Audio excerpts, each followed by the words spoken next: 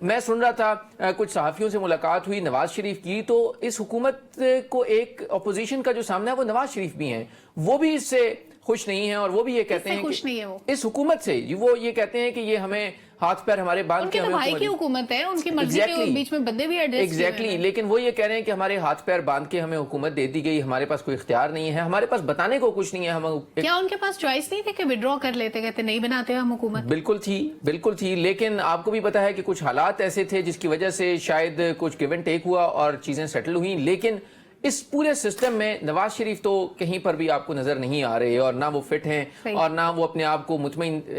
Face کر رہے ہیں، کیونکہ انہیں یہ لگتا ہے کہ ان کے پاس بتانے کو ہے کچھ نہیں، کرنے کو ہے کچھ نہیں، نہ ان کے پاس کوئی اختیار ہے، نہ ان کے پاس کچھ دکھانے کو ہے، نہ بتانے کو ہے عوام کو۔ لہٰذا دیکھیں نا، یہ سارا ووٹ بینک تو جو ہے جو مسلم لیگ نون کا ہے وہ تو نواز شریف کا ہے، اور نواز شریف اس سسٹم میں فٹ نہیں ہو رہے، سو اس ساری صورتحال میں وہ بالکل مایوس ہیں، اور وہ آپ دیکھ رہے ہیں کہ جس طرح کی ان کی اگر موومنٹس کو دیکھا جائے تو وہ بالکل بھی مطمئن نہیں ہیں اس حکومت سے۔ سو اس وقت حکومت کو ایک جو اپوزیشن جو باہر سے ہے، اسی طرح انٹرنل اپوزیشن کا بھی جو سامنا ہے، اور وہ ہے نواز شریف کو، اور جب تک نواز شریف اس پورے سسٹم سے سیٹسفائیڈ نہیں ہوتے، اس لیے وہ کھل کر سامنے بھی نہیں آتے، نہ بات کرتے ہیں، نہ عوامی انٹریکشن کر رہے ہیں، جس کی وجہ سے اب بظاہر یہی لگتا ہے کہ اس حکومت کو اگر تھریٹ کوئی ہے تو وہ انٹرنل رفٹس کا ہے، انٹرنل تنازعات کا ہے، ہاتھ سے کوئی تھریٹ نہیں ہے۔ اچھا انور رضا صاحب، ابھی ایک اور سوال یہ پیدا ہوتا ہے کہ یہ جو ایک مزاحمتی تحریک چلی ہے،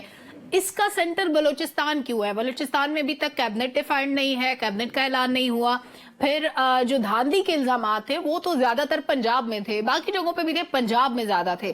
تو بلوچستان کا انتخاب کیوں کیا گیا اس تحریک کو شروع کرنے کے لیے؟ بہت شکریہ سلمہ۔ پہلی بات تو یہ ہے کہ اختر مینگل،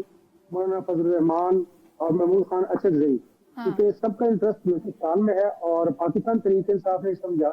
کہ ہمیں بلوچستان سے آغاز کرنا چاہیے، کیونکہ بلوچستان میں حالات اس وقت سیکورٹی کے بھی خراب ہے اور معاشی مطلب پاکستان کے دیگر جو صوبے ہیں ان سے زیادہ ولنریبل ہے۔ انہوں نے کہا کہ یہاں پر شاید ہم یہاں سے اگر تحریک کا آغاز کریں گے تو فروٹفل ثابت ہوگی، لیکن آپ نے دیکھا کل میں نے کہا تھا، جس پر عامر باجی صاحب بھی بڑے بگلے بجا رہے تھے اور یہ کہہ رہے تھے کہ مولانا فضل الرحمان صاحب سے متعلق ان کی کہ کون سی گورنمنٹ کا وہ حصہ ہوں گے، صوبائی کا یا فیڈرل کا۔ آپ نے دیکھا کہ آج مولانا فضل الرحمان اس ایک جماعتی اتحاد کا حصہ نہیں بنے، اس کی بنیادی وجہ یہ ہے کہ مولانا فضل الرحمان جو ہے وہ حالات کو دیکھ کر فیصلے کرتے ہیں۔ انہوں نے یہ بہتر سمجھا کہ اگر تو حکومت کی جانب سے کچھ اچھا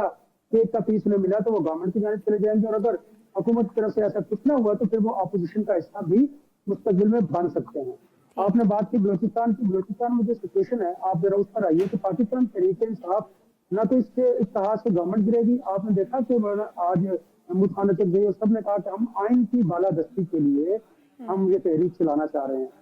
لگتا یہ ہے کہ شاید یہ ایک چیز پر تو لوگوں کو باہر لے کر آ سکتے ہیں، وہ ہے مہنگائی، بے روزگاری، لا قانونیت، معاشی بدحالی۔ یہ ایک بیانیہ جو ہے اگر اس کو زور دیا جائے تو میں سمجھتا ہوں تو اس پر وہ آگے آئیں گے، اگر انہوں نے اس پر تو لوگ شاید نکل سکتے ہیں، لیکن اس تحریک سے یہ ہوگا